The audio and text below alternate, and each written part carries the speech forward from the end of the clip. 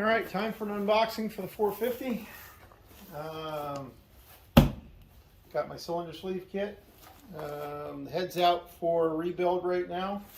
I haven't even opened this box up yet. Let's see what we got. Should be the whole thing. And let's hope I can do this without having to flip the box over, especially once I start to open it. What do we got here?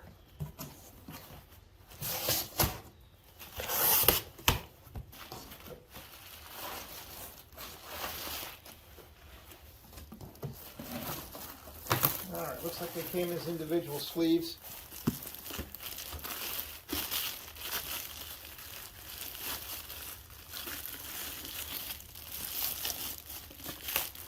Let's see what we got here.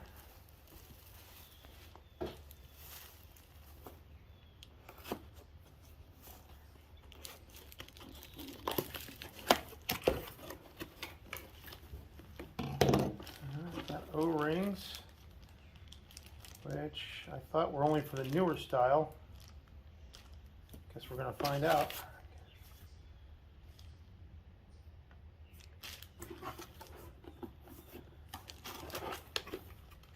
Let's see what we got on one of these.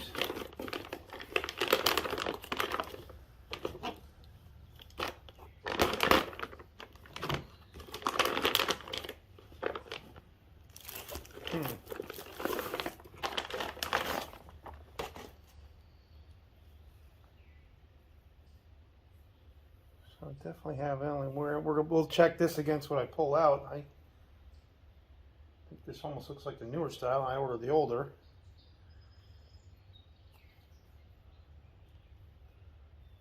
So figure that out. There's front. It's got the new piston in it.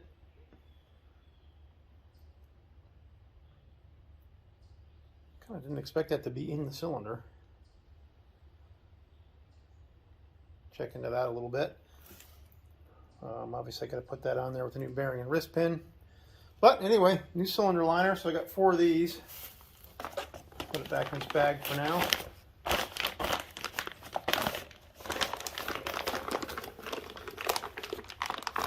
Put it back in here.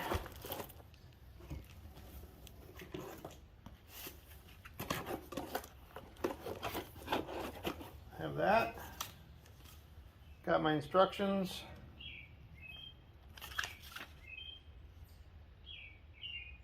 Break in.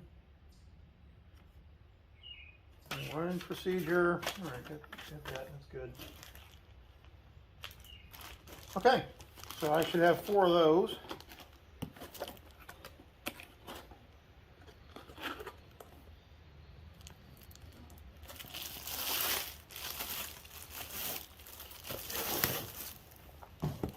What else we got in here?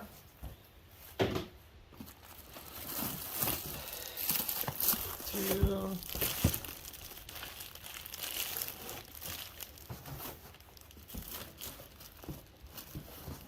3,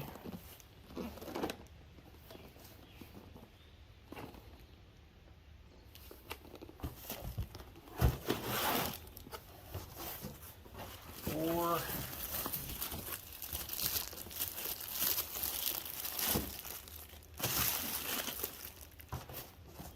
What other goodies do we have? New head gasket.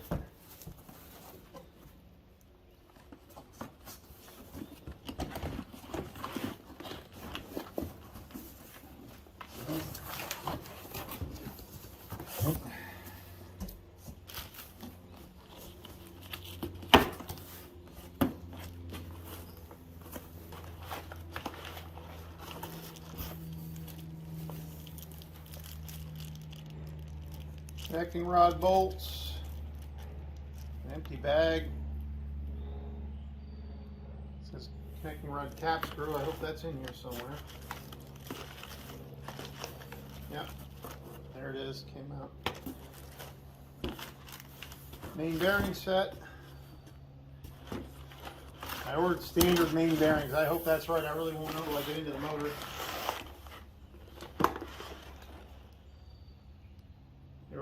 bearings.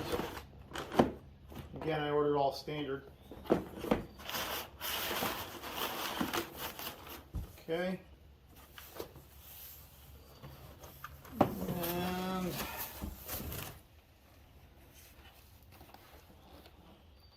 oil pan gasket, that's good. So I think that's everything I was looking for. Don't see anything else in there. There's my packing list.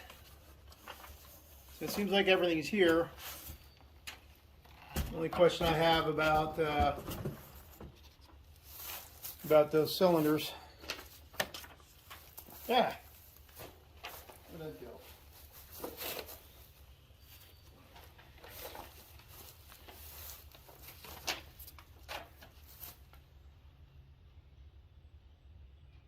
Yeah, it seems to be what's here. Capture torque value. Oh, God, I got a torque list. I don't like that. Good. We will definitely be using that. All right, so it looks like I've got the parts I was looking for. I kind of thought there was only one seal on the current sleeves. We'll find that out when I get in there. If there's any issues, I'll take it up with the Reliance. But so that's my unboxing of the cylinder kit. It looks like it's a pretty straightforward job. So next thing I'm going to do is, let's get my phone. Next thing to do is we're going to drain the oil and get ready to drop the pan. So let me show that here in just a minute. Pretty sure, not positive, but just given the way that this has been going, I'm pretty sure I'm going to find antifreeze in this oil like I did the first time I started checking on it. Like I said, the head is off since I went, and I'm going to this length. I took that off to the machine shop. Let them magnaflux it, check it, look for anything wrong. I've already gotten the report back. The magnaflux was good, so that's a great start. I didn't see anything on this obvious anyway in terms of cracks or anything on the block from what I could see, but I did find those cracked liners. So hopefully this is a cylinder liner rebuild, and go through that. I've not done one of these before, so this is new to me. So I'll be following the service manual. I'll be following the torque values. We're going to rebuild this motor, and it'll be, hopefully if I do it right, it'll be new. So let me get ready to drain some oil. All right, here we go. Time to take some oil off. I had to bang on this stuff to get it a little loose. I didn't remember making it that tight when I was in here the last time, but I must have. She seemed tight. Let's see what happens. Slowly open her up and see what we got. Betting I'm going to see antifreeze to start.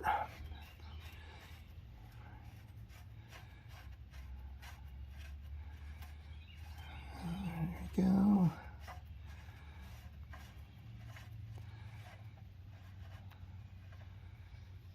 See what we get. Antifreeze, as expected. Alright, so as expected, I found antifreeze in here. Not really a surprise. It wasn't really that much though. No question it was there, so all part of why we're doing the job. Alright, well, no point in watching oil drain. Okay, on to the next. All right, so I thought it was just going to be a simple, hey, let's go drop the oil pan and get ready to do this in frame. And most of these bolts are, real easy to get at. There's no belly pan on this machine. It's long since who knows where. But I did find that no matter what I do, I'm going to have to drop this hydraulic return line. There is no way to get to the pan bolts that are behind that line right up here. It looks like you could reach in behind there and get it out, but you really can't. Not in any meaningful way without doing crazy stuff. So it looks like that's got to come off, which I didn't really want to do because I'm going to guess that I may lose a lot of hydraulic oil doing it. I don't know. At least certainly whatever's in the line. I'll have to go see with my shutoff valve back at the back if that is something I can isolate or not. I certainly hope I'm not going to be losing all my oil over it, but challenge number one. So let's start removing that line. All right, so I've got all the screws out. Getting ready to drop the oil pan. I've got things I need to go ahead and do my in-frame. I did find that I had to disconnect the main hydraulic feed so I could move it over enough to get to the bolts. Well, that was done. Very difficult to get to the screws up on the at the pump. Not a lot of room to work behind the nose here. However, as usual, I'm gonna give my tirade about engineers and being really stupid, because they are. They just don't understand how you have to actually work on something. So I got all the screws out. Fans off. Doesn't go back any further because it, you know, runs up against the transmission here. But they engineered this a 1/4 inch back on the nose when they put this together. Probably looked great on paper. I guess the engineers never actually have to go and repair, you know, take a pan down for something. So there's no way to get this pan out without removing the nose over a 1/4 inch. Why wouldn't you push this out enough you could take the pan off?